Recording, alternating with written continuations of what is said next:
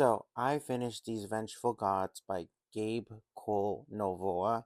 This book is absolutely amazing, and I cannot wait for other people to read it. If you can somehow get onto NetGalley and be able to read the e-arc, I would read the e-arc. It's worth the read. So, in the world of these vengeful gods, there are all these gods, and they decided to kill off all of Death's children. The main character, Crow, is one of these children, and he's able to escape and goes to live with his uncles. He is raised by his uncles, and he is raised in the lowest part of the city called the Shallows. One day, his uncles are abducted by the government because they have been helping Death's children escape the government.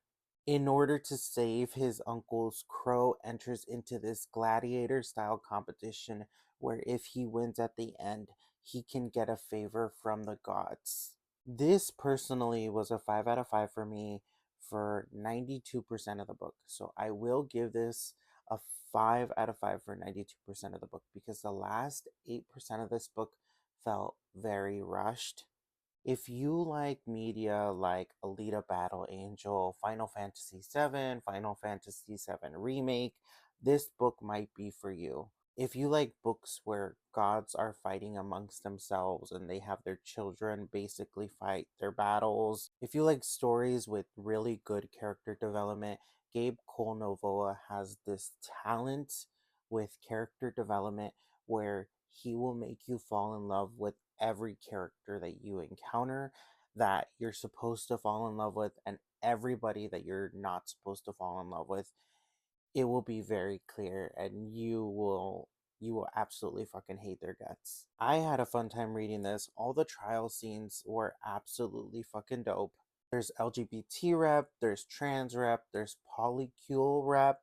Every once in a while, I read a book where I'm just like, this is my new favorite book, and I speed run that book, and I sped run this book so fast because I absolutely loved it. So in my mind, this book is a 5 out of 5. It's one of my new favorites. Gail Konovoa did his thing, and they really popped off the way that they always pop off with their books. But if I'm gonna give valid criticism, the last 8% felt very rushed. This could have taken a little bit more time at the end to really explore the resolution that it could have had. It could have had like 10, 20 more chapters where the characters are trying to resolve everything and they're trying to get everything back in order after everything has been thrown into absolute fucking chaos. And the book leaves you on chaos, and I understand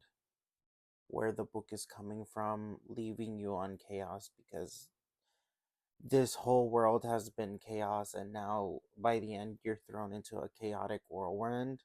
I'm excited for everybody else to read this. I can't wait to hear everybody else's opinions on this.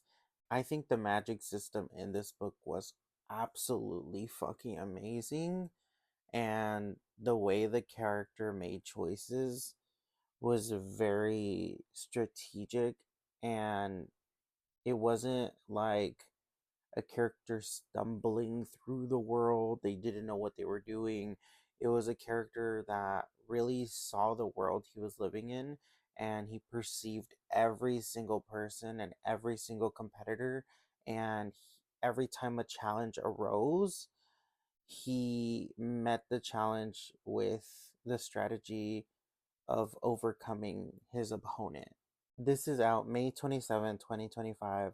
Have a good day, everybody. I hope you guys pick this up. I hope you guys enjoy it. I hope you guys have fun with it too. It is on NetGalley if you want to try to get approved for an e-arc and help give this book a little bit of hype. I know I'm going to be hyping this book up. I loved it. Like I said, 5 out of 5 until 92%. And from there, it goes to like 4.7 out of 5.